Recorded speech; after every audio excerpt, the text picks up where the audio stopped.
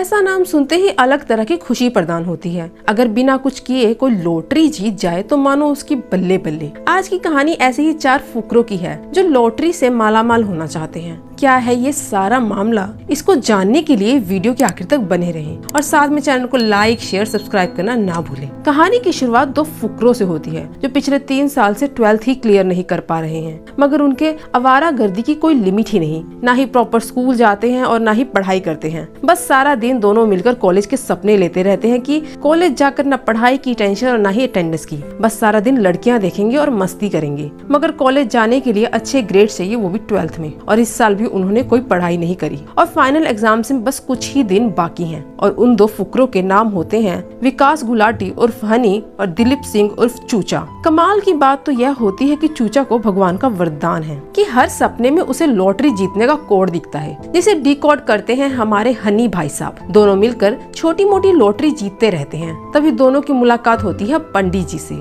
पंडित जी कोई महात्मा नहीं बल्कि कॉलेज के सिक्योरिटी गार्ड हैं। वो उन्हें बताता है कि 12th के पेपर्स एग्जाम के एक दिन पहले मिल सकते हैं, मगर हर पेपर के 50,000 रुपए लगेंगे। इतने पैसे सुनकर दोनों का दिमाग घूम जाता है। फिर हमारी मुलाकात होती है लाली से, जिसके फादर हलवाई की दुकान चलाते हैं और दुकान का नाम है बिल्ला हलवाई। उनकी दुकान काफी मशहूर है। 12th में नंबर कम होने की वजह से वह इस वक्त कॉरेस्पोंडेंस कर रहा है, मगर सेकंड ईयर में कॉलेज जाना चाहता है। उसका जुगाड़ लगाने में लाली लगा हुआ है। फिर हमारे आते हैं जफर भाई। जफर भाई है एकदम गौ इंसान, न किसी को कुछ बोलते हैं न किसी से लड़ते हैं। बस कॉलेज के पास गिटार बजाते हैं और कोशिश कर रहे हैं कि जल्द से जल्द उनकी एल्बम मार्केट पर आ जाए। इधर लाली जब भी गुरुद्वारा जाता तो अपनी मोटरसाइकिल को हमेशा बाहर खड़ी करता है, तो हर बार वही सेम चोर उसका कभी सिलेंडर चुरा लेता तो कभी मोटरसाइकिल का टायर। लाली तो बस एक तरफ इस चीज से परेशान है और दूसरी तरफ उसके क्रश ने बॉयफ्रेंड बना लिया है। लाली की तो बस लगी हुई है।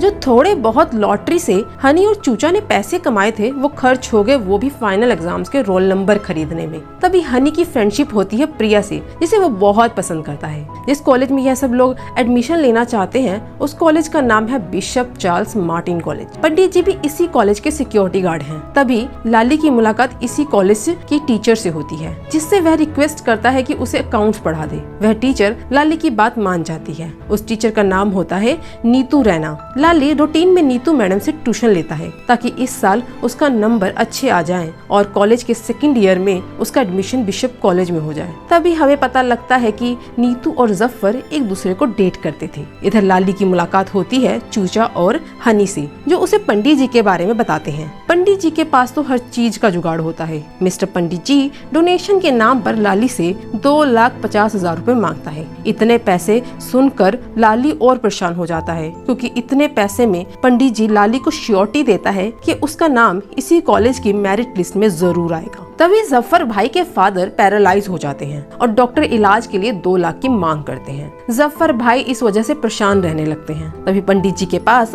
जफर, लाली, हनी और चूचा पहुंचते हैं। तभी हनी पंडित जी से कुछ पैसे मांगता है, यह कहकर कि एक तरह की इन्वेस्टमेंट है, और चूचा के गॉड गिफ्ट लॉटरी सपने के बारे में बताता है। मगर पंडित जी इस चीज पर विश्वास नहीं करते। मगर इस वक्त जफर, लाली को भी पैसों की बहुत ज्यादा जरूरत होती है। इस वजह से हनी और चूचा की बात मान लेते हैं, मगर इन्वेस्टमेंट करने के पैसे तो किसी के पास नहीं होते। तभी जफर भाई भोली पंजाबन का नाम लेते हैं, जो दिल्ली में हर तरह का इलीगल काम करती है। हर इलीगल काम में उसने हाथ डाल रखा है। पंडित जी ले जाते हैं सबको भोली पंजाबन के पास। तब हनी भोली पंजाबन को चूचा के सपने के बारे में बताता है कि हर सपना 100% लॉटरी जिताता है। पहले भोली पंजाबन को इन बातों पर विश्वास नहीं होता और उन सबको यहाँ से बाहर जाने को बोलती है, मगर चूचा की बातें सुनकर वो इन्वेस्टमेंट के लिए तैयार हो जाती है, मगर बदले में कुछ गिरवी रखने को बोलती है। तब लाली अपनी दुकान के पेपर भोली पंजाबन के पास गिरवी रखने को तैयार हो जाता है। भोली पंजाबन सबको अगले दिन लॉटरी के नंबर और दुकान के पेपर के साथ आने को बोलती है, मगर जाते वक्त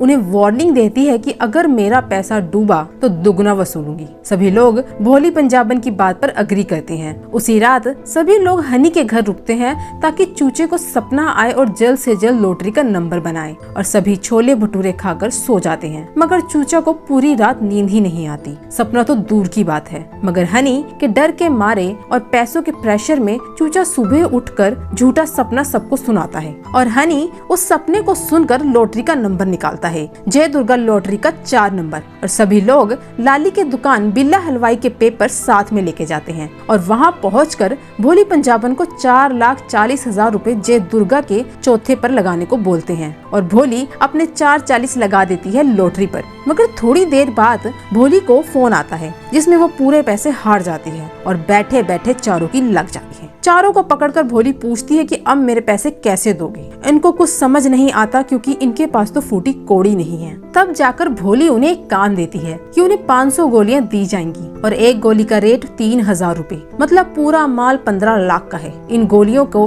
रहीस जादू की पार्टी में बेचना है, मगर ध्यान रहे अगर वहाँ रेड पड़ी तो न तुम मुझे जानते हो और न मैं तुम्हें। भोली पंजाबन चूचा को अपने पास गिरवी रख लेती है। हनी, जफर, लाली गोलियों के साथ पार्टी में पहुँचते हैं, मगर वहाँ थोड़ी देर में पुलिस आ जाती है और सभी लोग इधर उधर भागने लगते हैं। तभी एक नार्को इंस्पेक्टर लाली को लिफाफा अपनी शर्ट में छुपाते हुए देख लेता है और उसके पीछे पड़ जाता है, मगर लाली अपनी मोटरसाइकिल उठाता है और वहाँ से 9 तो 11 हो जाता है और सीधा पहुँचता है नीतू मैडम के घर। तभी वहाँ पर जफर भी पहुँच जाता है। तब जाकर लाली को पता लगता है कि जफर और नीतू अंगेज थे। लाली सबसे पहले नीतू को ड्रग वाली गोलियां देता है छुपाने के लिए। जैसे ही नीतू अंदर जाती है तभी वहाँ पर पुलिस आ जाती है और पूरे घर की छानबीन शुरू कर देती है, मगर उन्हें कुछ नहीं मिलता। इस वजह से पुलिस लाली को बिना गिरफ्तार किए सिर्फ वार्निंग देकर चले जाते हैं। तब लाली नीतू मैडम को सब कुछ बता देता है और जफर अपने पैसों की दिक्कत के बारे में बताता है। तभी नीतू बताती है कि उसने वह सारी गोलियां फ्लश कर दी।